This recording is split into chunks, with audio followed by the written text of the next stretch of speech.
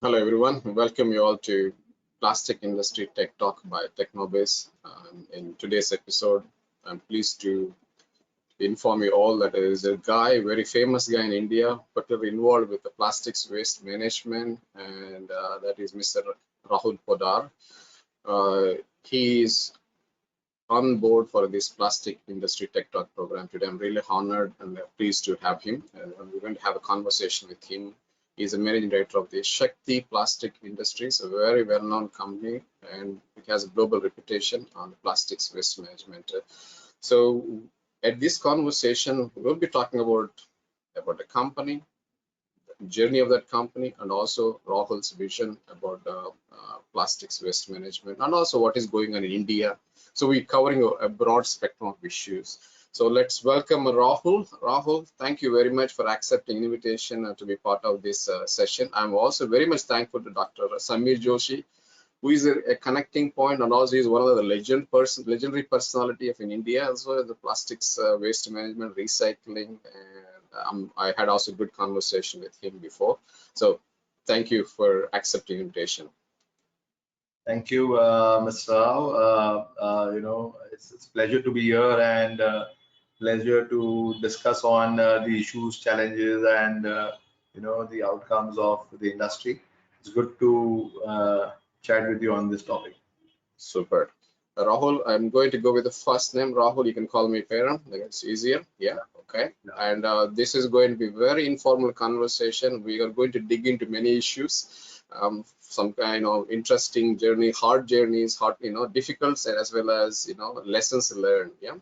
Yes. First of all, I wanted to get to know about your father. He's the one who started this company. Yeah. Yeah.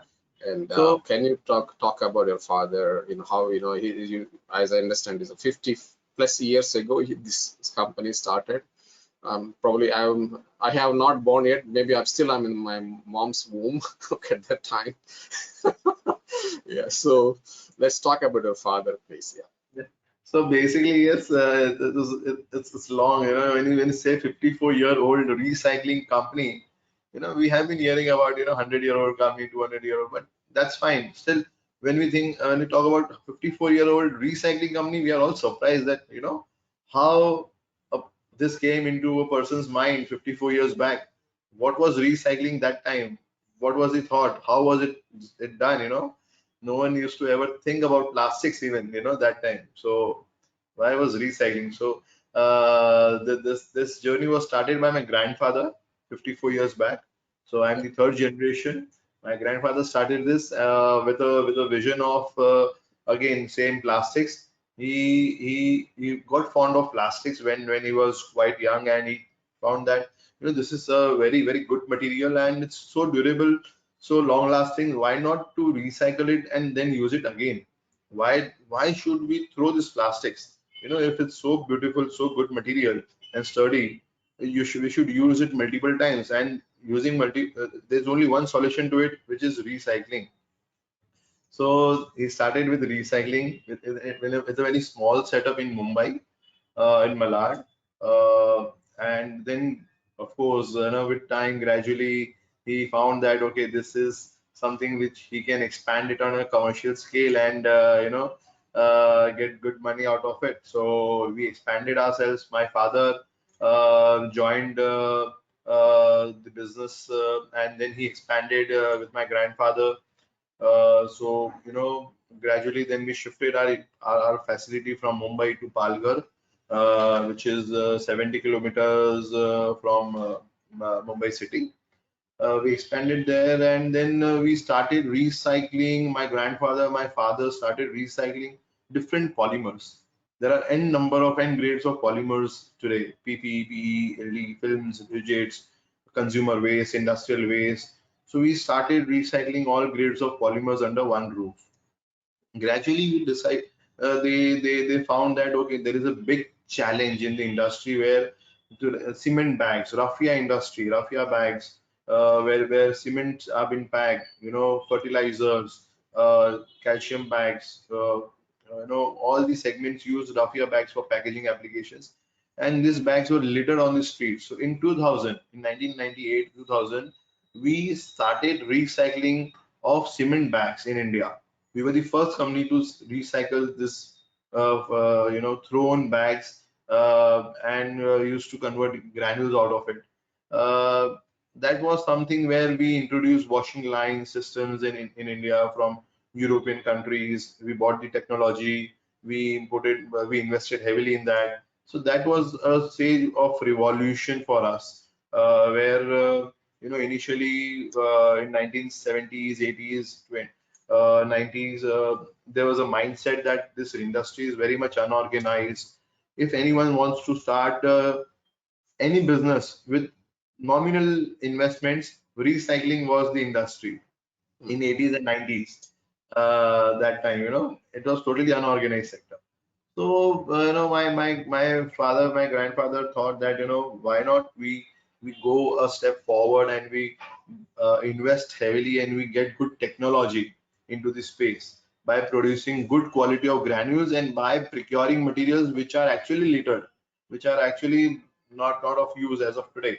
So we bought some washing equipment with high-end technology outputs, with good compliance and all, and that we started working with municipal corporations. We started working with small segments of scrap traders, kabadiwalas, NGOs, and everyone, that time.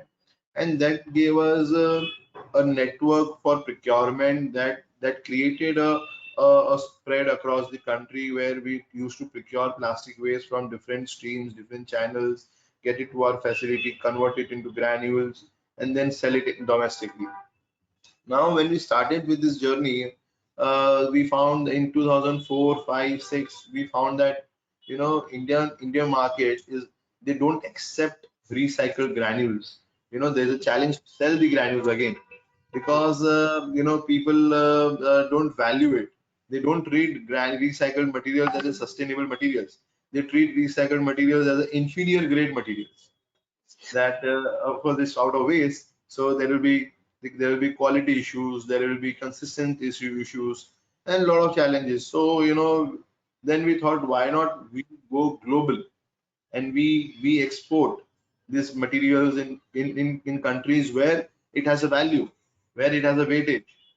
yeah, So we thought, okay, let's go and sell the materials to some parts. That time, of course, Europe, US was out of reach of my fathers and father and grandfather. They were not well versed with international markets. So they went to Asian countries like Bangladesh, Sri Lanka, Nepal, and we started selling materials in other countries. Then in 2006-7, I also joined the business. I completed my studies, and of course, it was a family business. So, and the recycling industry, of course, was a very, very positive way forward. So, my father and family members insisted me to, enter into the same stream. So, I used to go to factories initially in 2006-7, understand the process, machineries, technologies, and all. And I used to go to exhibitions, seminars, in India and as well as in other countries.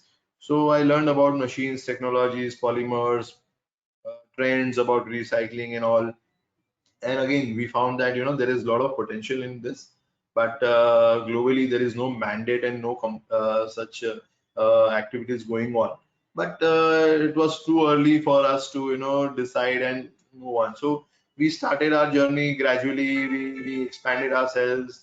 We increased our production. We bought new machines. There was steady growth for next 5 7 years till 2012 13. Then again, there was as soon as there's a new government shift in 2014, plastic waste management was covered under Swachh Bharat Abhiyan, and that's where things started changing and all, and evolved very, very drastically.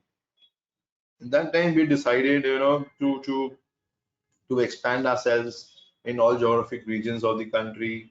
And then we invested heavily. There was a time for investments. There was a vision. We were able to see the future. We were feeling secured.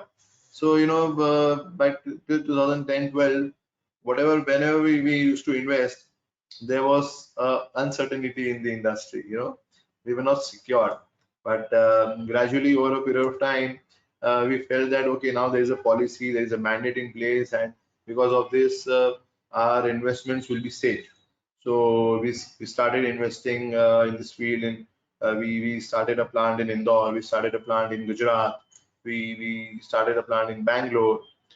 We also bought new machines in our existing facility in Palghar. So we did a lot of changes, a lot of developments across all our plants and all. We bought new machines for recycling different polymers, materials. Gradually, we found that when we used to collect plastic waste, multi-layer plastic waste, MLPs, chocolate wrappers, biscuit wrappers, were a big challenge, were a big nuisance actually to collect and to recycle. Because of course, no one used to give us the material because we never used to pay for that. And we never used to pay because we never used to recycle that because it has multiple polymer blended together. Now, MLP chocolate wrapper consists of PP, PE, PET, PA, and foil. Yeah, These are 5, 7 layers blended together, and it's difficult for us to recycle that. Not for us, for all the recyclers. yeah, So we worked on R&D. We created an R&D vertical at our place. We worked aggressively and extensively for 3, 4 years how we can recycle MLPs, how we can create a value out of MLPs. Finally, we got a breakthrough in 2017 or 18 where we got the granules out of MLP waste.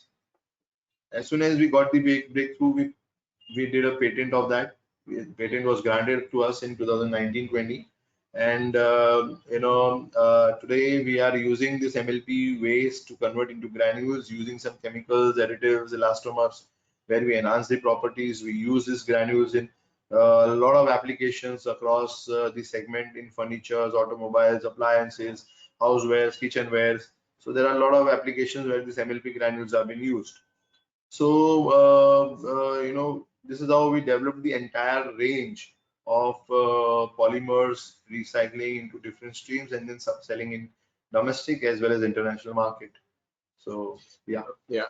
Thank you. I think you gave me a quick overview about what happened since you're from the grandfather stage to you currently. What is situation now?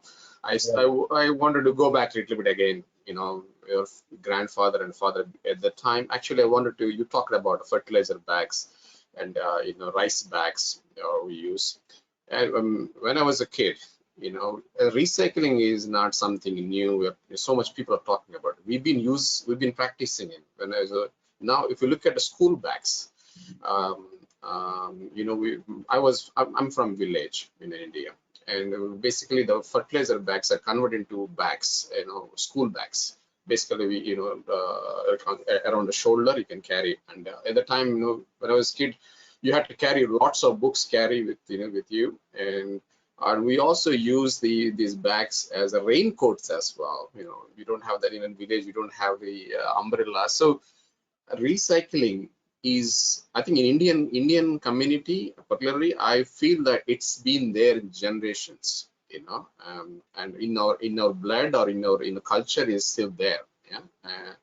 I think that's what I want to point. I think when you say your grandfather is a Shakti, is the reason the word Shakti come from strong material, or is it because of any other religion? What's the name? Why you put your grandfather put the name Shakti? Is it related to the culture or the divine or stamina or what you call it? Yeah. So basically, my grandfather was Mataji's Bhakt, Durgaji's. He used to do fasting in Navratris and do and he followed Lord Durga a lot, and that's how he formed the company name Shakti. Mm, Shakti, the Durga name, alternate name, other name is Shakti.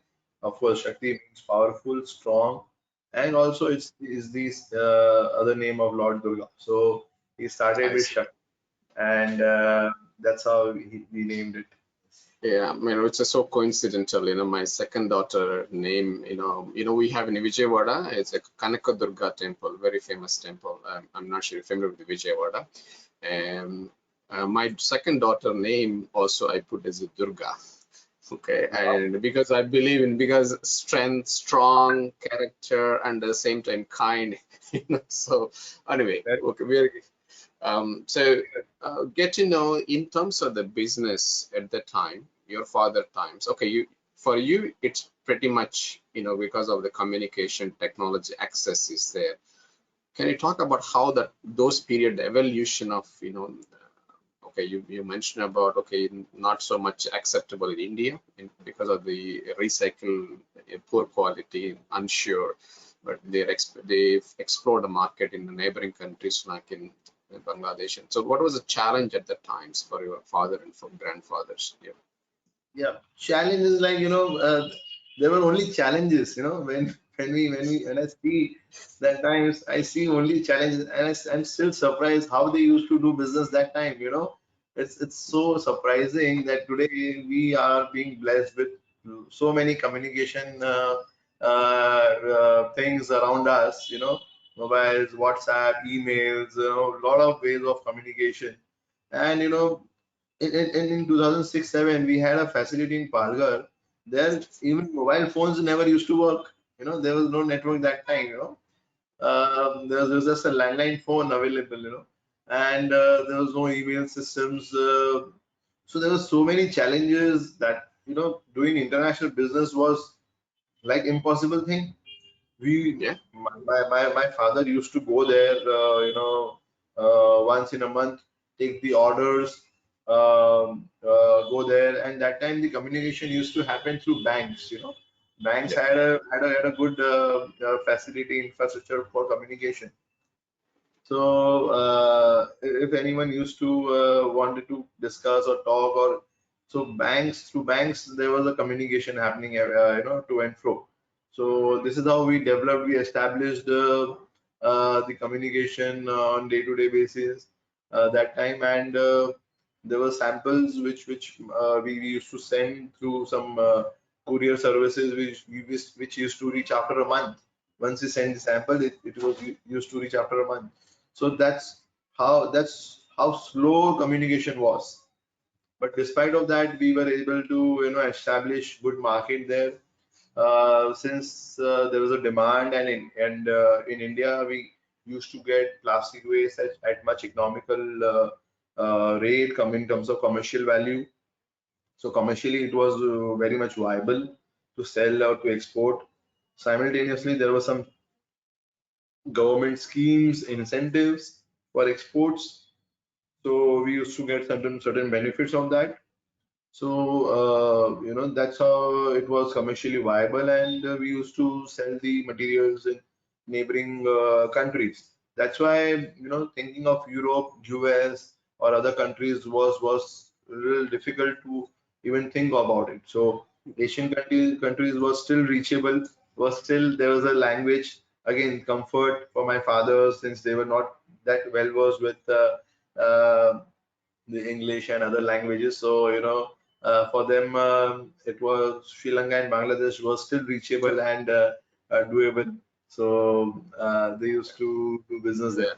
Yeah, kudos to your parents, your father and grandfather, because that time that as you rightly mentioned about the access to the information, access to the infrastructure, and nothing. But they are very stubborn and and also they have all the use of everything is challenge. Whether you want to ship something, whether you want to get a business, whether you want to get a money, all are challenges, right? So kudos to your father and grandfather and establishing and got on your now in your hands now to move forward.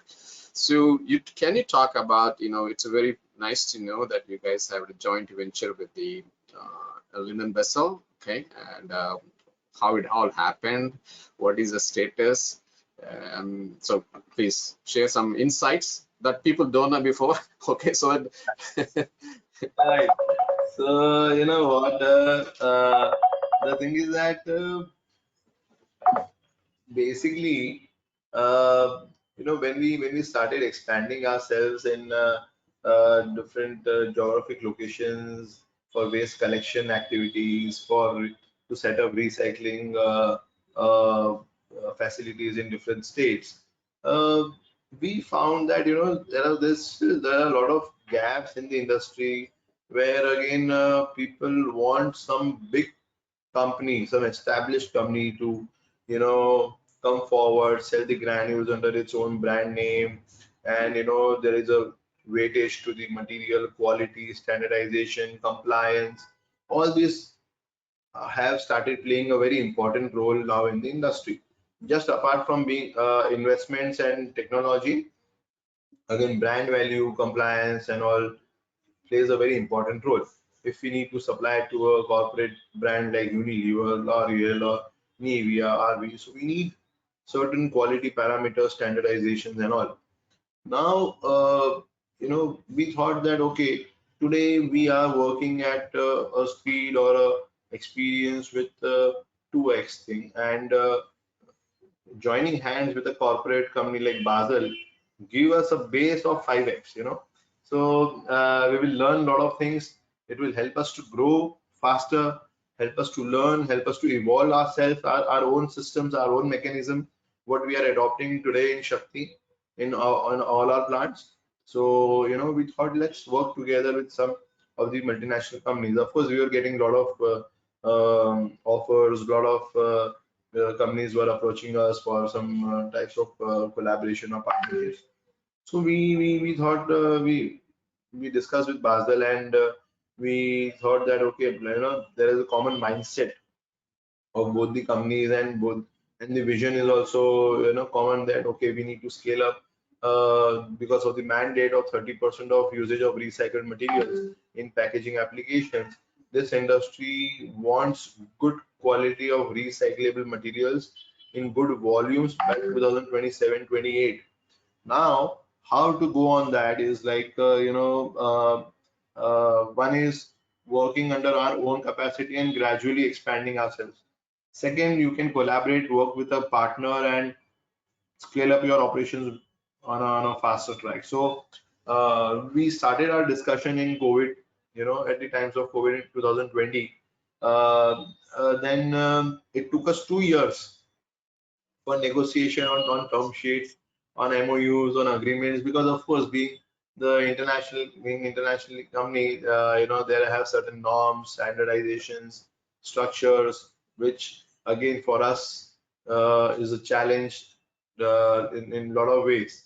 So we discussed again and again. We met in Dubai, we met in US, Europe, India. We had multiple meetings in 2 years, more than 20 by 30 meetings in different countries. I used to travel, meet them, discuss with them, understand their systems, policies, and then accordingly there was a due diligence about on our company. There was an audit thing what Yes.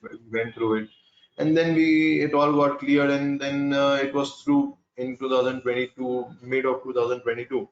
And then finally we decided that okay, we'll go together, and we decided on a date for the announcement. Then we thought okay, there's a K fair going on in November. Let's announce there. It's a good platform to announce and a good place. So we decided to announce then, and then we did that. So the project is all about recycling of mechanical. It's a mechanical recycling plant for rigid plastic waste, that is bottle to bottle, food grade and non-food grade, both the materials. Mm. And materials will be of course sold at premium cost than the current virgin prices. And the plant will start in 2025. Uh, First plant will be there in Indore with a capacity of 1 lakh tons. And second plants, we are still figuring out some states we have shortlisted, and then we'll go with one more plant for 1 lakh metric tons of rigids. So, So it's definitely working with a multinational company like a Basel. I know your family. This is a family-owned business, so it's I can understand totally when particularly the auditing process must be very painful and hideous. Yeah. basically, Because, the auditing part is such where when you talk about auditing recycling facility, within international standards of audits, it's like there is no standardization in our industry. There Right, is no right. raw material standardization. There is no technology. There is no granule standardization. Nothing. It's a very new industry, and there is no government norms, or there is no body who can authorize, who can you know there's a checklist of it. So it's so difficult at times to convince an auditor. If an auditor visits, he is from Deloitte or EY or PwC, and when he comes to our facilities, he's like, "Hi, what is this?" You know, I have been to Tata's, I have been to Ambani, Tata, Birla, Reliance, and I've seen this type of machines infrastructure where it's 100% dust-free unit, air-conditioned unit, and then he suddenly comes to our factory and sees it's only dust, nothing else. So it's Yeah, at times it's also embarrassing, to tell them or to make them understand that this is how it is. This is yeah, how it yeah. is. You have to audit this facility, whether there is a dirt or dust or whatever, but this is the industry. It's the industry pattern. This is how we work, and this is how we will work forever. You know, Yeah. uh, because raw materials will be contaminated, will be with dust. We Sure. can't help it. There's no other way. And This is the process. Of course, we have streamlined the process where we have automated a lot of things. A lot of automations are there, so the overall process is very good, mechanized, neat and clean. But still, compared to other sectors, it's not that uh, always clean and all. It's a definitely this is a big milestone for the Shakti to collaborate with the Basel and at international level. Definitely, all the process is it's of course we always evolve ourselves. When there is a problem in front of you, we change, keep on improving our processes, right? So I want to congratulate that you made it happen, and that great, wish you great success with this collaboration with the Basel man. Yeah, so super. Rahul, I heard one thing I really admire about your work is that you guys are supporting startups related to plastic recycling. And I got an opportunity to host two of your startups. They talk so highly about your vision, and so you are already doing a plastic recycling, and you also get involved with young people involved in the plastic waste management company. So, can you talk about that? What got into you, and what's your vision on towards it? Yeah. Yeah, it's again an interesting story. So when I joined the business again, it was in 2006 7. Uh, See, our industry was always a very low investment industry, and all we thought we used to. So we never had good funds or bigger funds vision to invest in it.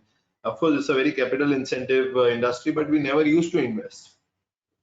So when I came joined, we thought, okay, let's go with the European machines and all, and we found it's too expensive to invest in this field, and we never used to invest or buy European machines or American or Italian machines because it was too expensive. So we opted for Chinese or Taiwan or Indian lines. So in 2007-8, I'm talking about 2007-8. Gradually I found that there are scopes of to scale up our operation, but funds are a big challenge in this field. Where even in fact that time banks never used to give loans also to a recycling industry. Recycling industry were never considered as an organized sector. If we used to tell someone that okay, we need to buy a machine which is 1 crore rupees and it is will be used for recycling, they were like, sir, it is not covered under the norms of RBI, and sorry. Yeah. So there was no scope of expanding or expansion. Of course, that time their equity, diluting equity and all that, it was a very initial stages. So it was not that uh, much, where we used to think about it. So okay, then we expanded gradually, as per our own capacities and all. So in 2016, 15, 16, I thought, let's support some startups. There are a lot of people who want to do something for the industry, and there are good people uh, who really have good technology, who are really hardworking, but want a support systems, not from a bank, but from a industry person who can help them to scale up their operations. Apart from just investing, we should be a person being into this industry who give them a helping hand sort of thing, where okay, we can take them through a level and through our own sources, network and all. Since we have good bandwidth in the industry now, good network, we can of course leverage it by connecting these our startups with them, and helping them to scale up their operations. So we thought, why not we do something? But of course, subject to if we get some good people, as per what we want. So we found Sharan, feel good. So Sharan, I met Sharan, and he bought a small tile, demo tile, uh, 4-inch by 4-inch tile, a small tile at COVID in 2020 in my office, and he told me, sir, I have this tile, a small tile, I can use this as small chips, and it's from plastic waste. And he showed me a video where it was a very desi jugadu sort of thing, hand molding sort of thing. Told him, यार क्या कर रहा है मतलब you have made something good, but it's a very jugaadu and it's not scalable. If you get orders, you get lakhs of pieces, 2 lakhs, 5 lakh pieces order, and how will you fulfill it through a manual molding machine? It will take you years to fulfill one order. So he told, oh, sir, yes, you are right, but I need to scale it up. I can work on ground level. I have a background of engineering, and also I told him, okay, I'll support you, but I'll not just give you money. I will be involved in your business, and I want to be involved, and I want to scale it up. If you agree, then I will support you. And he was very generous, and he also wanted a support, a helping hand and all. And that's how we started working with him. We supported him. I gave him a space in my office, and he started sitting here. We gave him a space in our factory to do R&D and D and all everything. That time, in 2020, and I gave him 1 year to develop products as per his terms and conditions and everything. And then, of course, in 1 year, he developed a one square feet by 1 square feet tiles, um, where it can be used as an alternate to paver block. It can be used as an alternate to tiles, indoor applications, walls, flooring, ceiling, everything, and in different colors, different designs, different formats. Quite durable, sustainable, again recyclable, economically viable. Um, so today, of course, Feel Good is at a level, at a stage where again we have a lot of SKUs, a lot of different products now with us. Yes.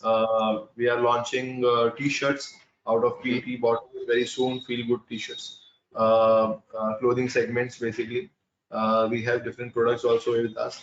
So this is how Feel Good evolved, and today I'm happy to say that it's at the level where we still, it's not that at the level, but it is quite stable and sustainable today Yeah. in last 3 years. And Sharang have been grown and have got matured enough to handle things now individually, independently, and he is still working here from our office and on day-to-day basis. Secondly, we also invested in a startup called Circle X, which is again into waste management, which is driven by Vishnu Vardhan and Divya Shetty. They are Coimbatore based. They also have blockchain technology with them. And I knew I'm not a tech person personally. And now again, there's a requirement of traceability, blockchain process for plastic waste, where right from where it is being generated to right from where it is being recycled, we want to showcase the entire movement of the material, traceability of the materials, and this is where we thought uh, being to develop, rather developing our own softwares. Let's invest in a company who already have a blockchain systems, and who the people who are well versed, they can of course do a lot of things and we can work with them. So this is how we tied up with CircleX. CircleX also, when we invested in them in last I think October, uh, they were very small. After that, they have a 10x growth in last 8 9 months. CircleX, I've seen their recently their books. They're growing like anything, and of course, we as a group, as a company, have connected them, supported them a lot, and of course, they are also hardworking people. Vishnu, Divya, both are well versed with the industry and are passionate about waste management and recycling. So and they're doing things in a good way. So this is our second investment in waste management. Apart from these two startups, we have also invested in 8 to 9 different startups, which are not exactly related to our field, but some one are into plastics, some other are into healthcare also, and some are into automobile segment, sustainability like solar. We have invested in solar. We have invested in e-vehicles and some sustainable materials also. So yes, we think that these startups have good potential if they work, if they get good support in terms of timely advice or advocacy from a team, from a leader. So it helps them to. It is also important to have people like you, the mentorship, because you know the real obstacles in in scale up as well running the business. The word startup is very fascinating, fancy, but the reality is different. Okay, and not many are successful. Even in the beginning, yeah, it is a startup, but after 1 or 2 years, they disappear from the market. But it's having a pillar type support from you people like you, it definitely makes a difference. That's why I really admire that, your interest. A lot of times, startup means some financiers, the investors come in, but here you are a hands-on person. You've seen in and out of the waste management industry, and having you as a part of the business arrangement, definitely all the people who are involved with your ventures, they'll make a good progress, and it gives them the at the end of the day, it's all about economy overall, economic development. Become entrepreneurs, and you provide employment to others. So it's a fantastic, man. I'm really admire, and special kudos on this point of view. Talk about a father and your side. This is a definitely one of the major achievement under Shakti Industries, Shakti Plastic Industries. Giving an opportunity for young people who support environmental issues and creating interesting products. Super. Okay. I want to touch a little bit on this plastic industry you talked about. Waste collection is a pain. It's not as it looks. People getting a sufficient. Now we call it raw material for your business, right? Okay. And so of course you have a collection points and different locations, and of course you have the lot. You never get a pure waste. So you got mixed up all kinds of waste, and it's a messy environment, pretty much unorganized, as you rightly said. A lot depend on scavengers, you name it. Of course there are some collection points out there. How do you how you are managing the plastics waste collection, and what kind of challenges you've seen, and is it enough for you what you're getting, because you have expanded capacities, right? You have different locations. Now you're having collaborations with the projects going on with the Basel. You need a material, raw material. In the past, you can get it free, but you don't have to buy now, right? So, what's like plastics waste collection in India? You know what? Whenever I was in Kenya last few 2 weeks back, and before that I was in Dubai in a conference, and I do travel a lot, in other countries. And wherever I go, I get to hear the same question everywhere. How do you collect plastic waste? How? And everywhere people think, of course, there's a challenge, but people have the perception that plastic waste is the most difficult part in the entire waste management systems, where we we don't get plastic waste in proper manner, in proper quality, in consistent manner, or consistent supply in terms of quantities and qualities. Now, I'll like to tell you that India has one of the best collection network across the globe. Best collection mechanism, which is through rack pickers. Yeah. Almost 60-65% of plastic waste has been collected today. Not even a single HDP or PET bottles go to a landfill. So plastic waste is collected, but the problem is that it has been channelized to unorganized sector, and it doesn't end up going to an authorized recyclers. Now, what we have done, we have installed collection centers, we have installed machines, equipments at municipal corporations, at different areas. We have in all 36 states and union territories, we have our own collection network, which is called MRF facility, material recovery facilities. Now, MRF facilities are two, we can are in two different there are two different models in MRF. One is the bigger MRF where there is a trommel, there is a segregation systems or automatic sorters and all. And one MRF is a small setup where we call it PCC, plastic collection centers. So these plastic collection centers, these small centers where we can have multiple centers in one city, one state, collect it, get it to a designated area, and then transport it to a recycling facility where there are balers, collection belts, sorters, small available, where we can segregate plastics in different grades, categories. We can install some machines at municipal corporation. We can have tie-up with scrap traders, NGOs, and all for waste collection. They give to us. We buy some at different prices and depend on the location, depend on the quality, depend on the quantity. So we buy materials and then we channelize it to our facility.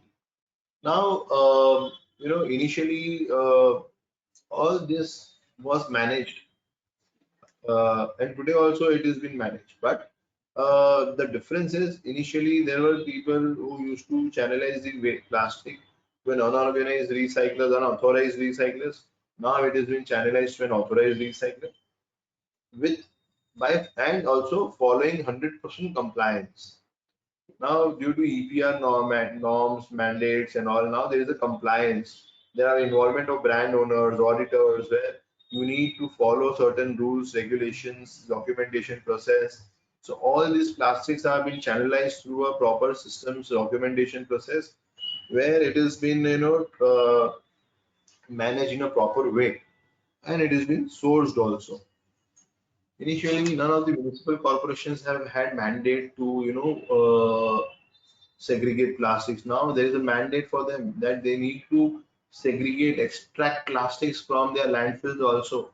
And whatever drag is they are getting on day-to-day basis, they need to segregate plastics, wet waste, and other waste separate. So the quantum of plastic waste has increased drastically from 2016 to 2023. Today, we are getting ample of quantities of plastic waste for our facilities. There is no shortage of materials.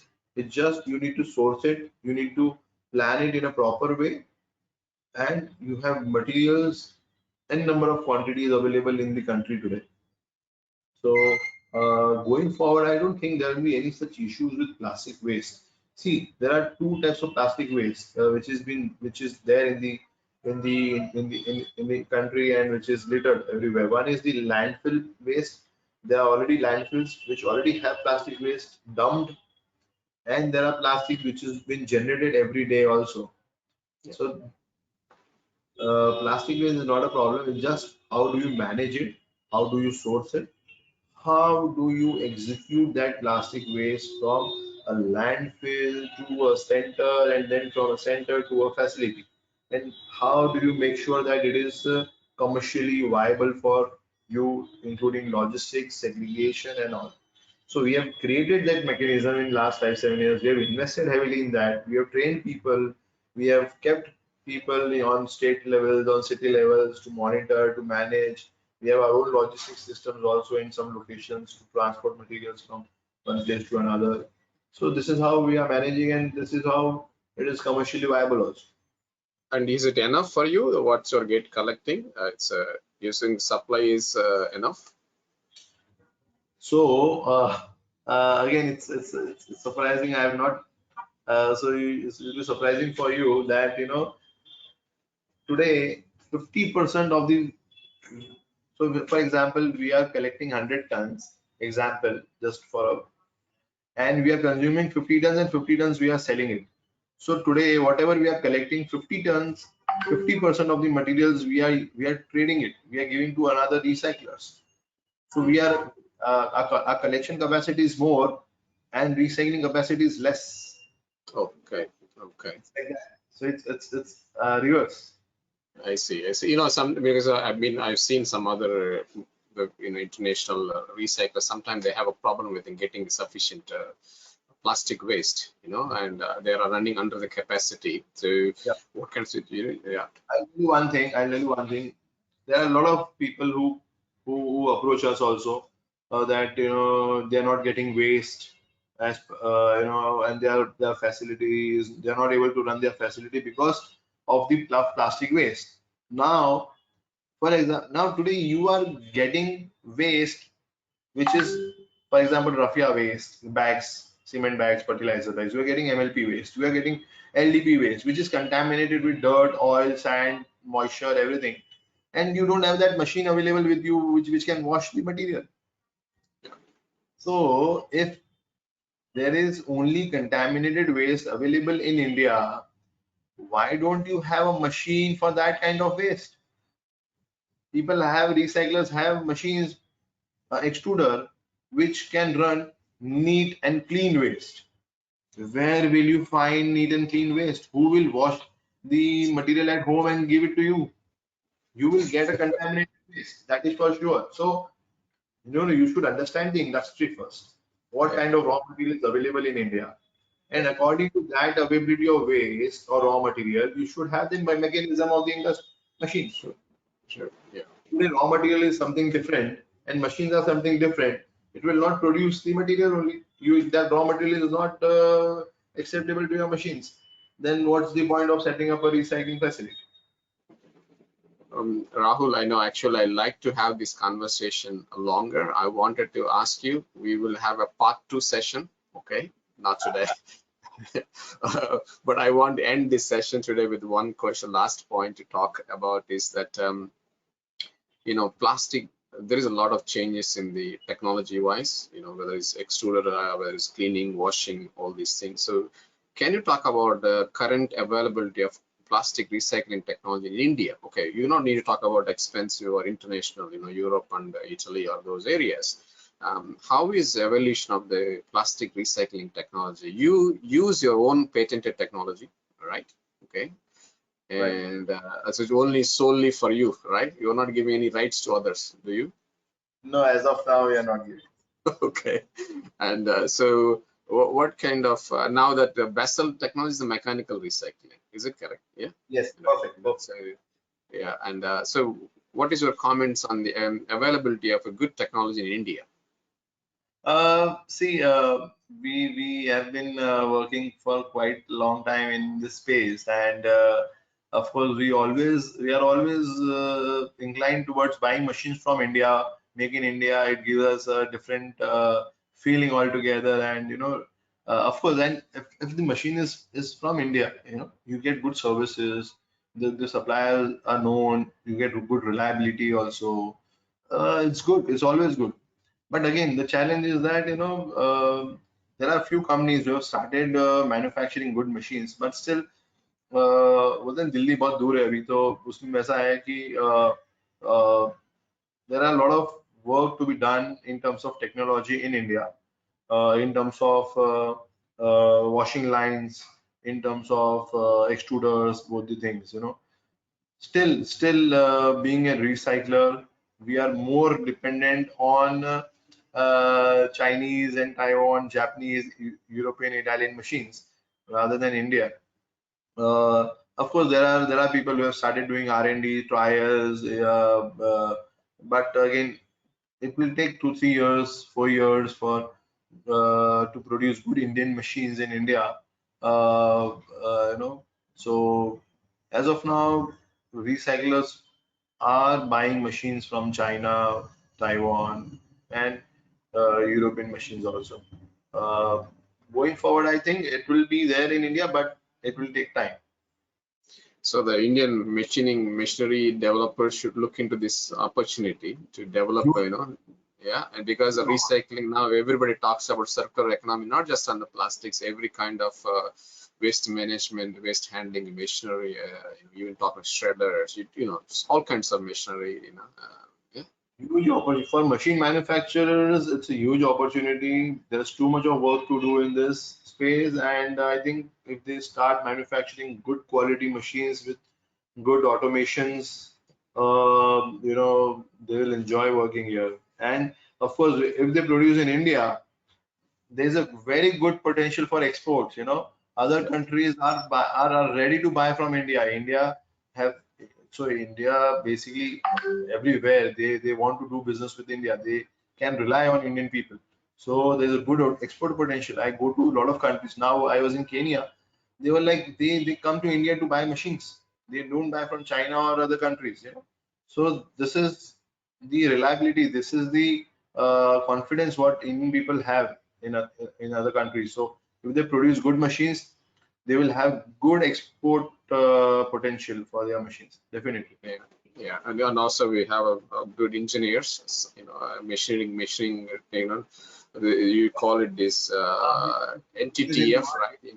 There are many universities also offer good machining, mechanical engineering programs in India. So yeah, they should Yeah. they should exploit it. Yeah. So Yeah, yeah. Rahul, I want to touch one last point. I thought of give this one to the next part. I believe you are promising me that we are doing a second part also, right? Yeah. Yeah. Anytime. Same for Yeah. you. No. Yeah. Plastic waste, you can't recycle 100%. You can't convert everything into the granules, right? You have also the non-recyclable plastics. So how we are handling, I think probably you're selling as a fuel to other, I think various options or opportunities are there. And can you talk about the with non-recyclable plastic, how you are managing, how much is the business for you, among the whole plastic waste? So yeah, good you took this point. I forgot to mention about this. So like I mentioned that we invested in Feel Good, and we are producing tiles out of plastic waste. Now these tiles are again from the waste which is non-recyclable. So we have a lot of products under our portfolio, where we do our own manufacturing, including benches, tiles, flower pots, dustbins, garbage bags, sheets, roofing sheets, partition doors, and all, which are 100% out of waste, which are non-recyclable, which are paper plastic coated, Tetra packs, laminated, which have thin layer of aluminum content, which have some contents of paper or textile waste, or maybe some metals or some foils, whatever, which cannot be recycled. So we do some compression moldings, which do some extrusions, profiles and all, and we convert that waste into products. And I'll tell you, these products have huge potential in India. See, India is again a very cost competitive market. uh, very, people don't mind buying something out of waste or virgin or something sasta chahiye. They want cheaper compared to its alternates. Till date, there is no such awareness about sustainable materials, so they'll always look for cheaper options. So this materials which I am talking about, non-recyclable products, are economically very viable compared to its alternates like wood, metal, or other sheets, something. And it's durable also. It's waterproof. Since it's plastics, there are a lot of chemicals added to it, so it's fireproof, anti-skid, anti-static, and a lot of other benefits are also there. And it has a huge demand in the industry. So we are producing it and we are selling it in municipal bodies, in corporate segment, in consumer segment, and also we have started exporting to Gulf recently. So I think there is good growth in this, and we are growing very aggressively on this waste to value products with our own brand going forward. So in next 1 or 2 years, you will see us growing very aggressively on this segment particularly. Mm. Super. Oh, Rahul, I think you promised me already that we're going to have a part 2 session. Let's end the session here. There is a lot to talk about Indian plastics waste management. There are many issues I want to touch. I know that even I thought it's a 45 minutes, but we are already crossed the 1 hour already. We will have a next session to talk about more issues about the Shakti plastic industries as well as Indian plastic management. Man, thank you very much for joining session today, and I want you to keep rocking industry, Indian plastic industry, Indian plastic management, and what you're doing is good for the environment and good for your children, our the next generations and environment overall. So um, I just want to say, super work. Thank you. Keep doing it more and more. Yeah.